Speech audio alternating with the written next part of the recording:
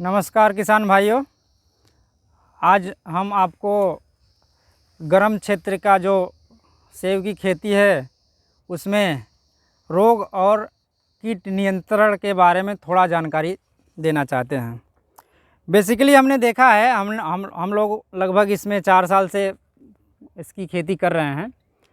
हम लोगों ने ये देखा है कि जनरली इसमें जो इस लोकल एरिया में जो सब्जियों में जो रोग और कीट लगते हैं वहीं इसमें भी लगते हैं। जैसे हो गया थ्रिप्स हो गया, माइट हो गई, सुंडी हो गई, जो फल छेदक सुंडी होती है वो हो गई, ये सब वगैरह वगैरह कीट लगते हैं। और रोग में आपका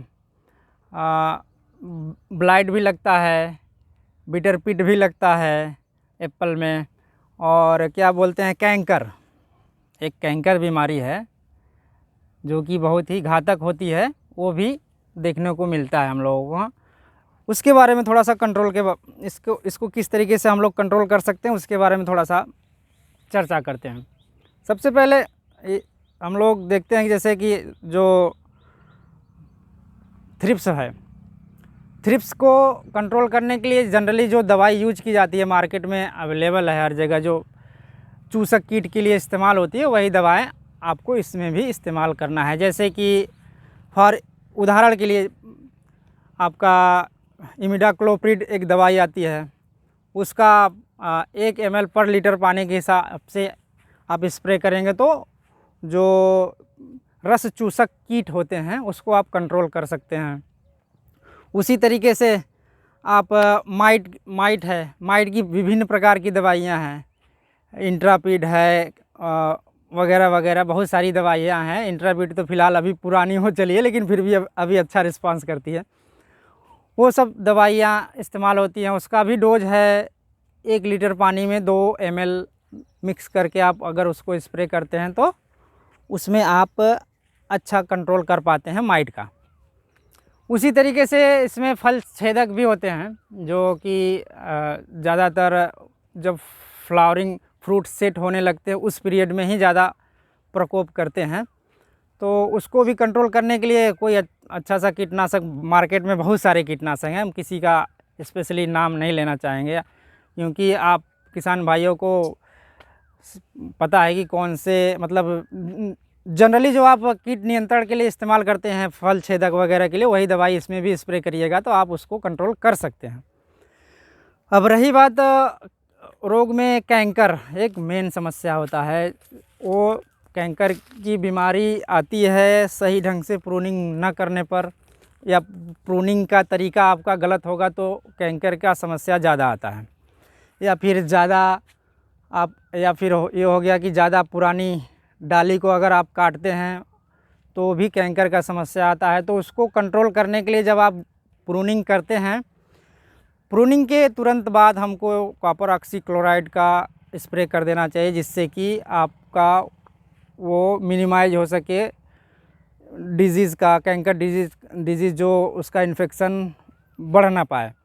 अगर उसके बाद भी दिखता है सिम्टम तो आपको वही कॉपर ऑक्सीक्लोराइड का ही स्प्रे कुछ इंटरवल पर करते रहना है। आप अपना प्लांट देख के समझ सकते हैं कि हमने स्प्रे किया तो कंट्रोल हुआ, अगर कंट्रोल हो गया तो ठीक है, नहीं हुआ तो एक दो स्प्रे और कर सकते हैं आप 1 सप्ताह 10 दिन के अंतराल पर। अब आता है बिटर पिट, जो कि इस साल हम लोग जूझ रहे हैं उस समस्या से। हम लोगों के यहाँ इस साल एप्पल में बिटर पिट की समस्या है जिससे हम लोग जूझ रहे हैं। तो बिटर पिट को कंट्रोल करने का सही तरीका ये है कि उसका सही से न्यूट्रिशन किया जाए। न्यूट्रिशन में स्पेशली आपको देखना पड़ेगा कि हम कैल्शियम का मैनेजमेंट सही होना चाहिए। अगर आप कैल्शियम का मैनेजमेंट सही करते हैं, बैलेंस तरीके से इसमें कैल्शियम आप देते हैं, तो आपको बिटर पिट की समस्या नहीं आएगी। और बिटर पिट का मतलब इसमें जो एप्पल का फ्रूट होता है वो सड़ने लगता है, और सड़न केवल कैल्शियम की कमी से ही नहीं होता, बाकी और बोरान डिफिशियंसी की वजह से भी होते हैं। और कुछ कभी कभार ऐसा होता है कि फंगल अटैक भी हो जाते हैं, ज़्यादा ह्यूमिडिटी हो गई है, फंगल अटैक हो गए, उस समय भी आपको फल सड़न की समस्या होती है।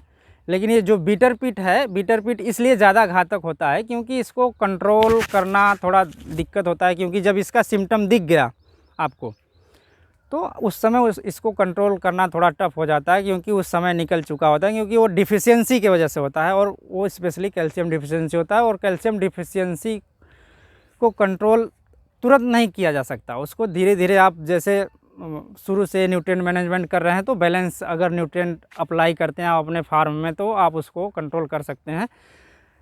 सॉइल एप्लीकेशन के थ्रू भी कंट्रोल कर सकते हैं, मतलब आप कैल्शियम दे सकते हैं, फोलियर एप्लीकेशन के थ्रू भी दे सकते हैं, या फिर अगर आपने ड्रिप का सिस्टम लगा रखा है तो उसमें फर्टिगेशन के थ्रू भी आप कैल्शियम और डिफरेंट तरीके के न्यूट्रिएंट आप अपने पौधे को दे सकते हैं। तो ये रहा थोड़ा सा छोटी जानकारी जो बहुत अच्छा, बहुत बहुत धन्यवाद। जी।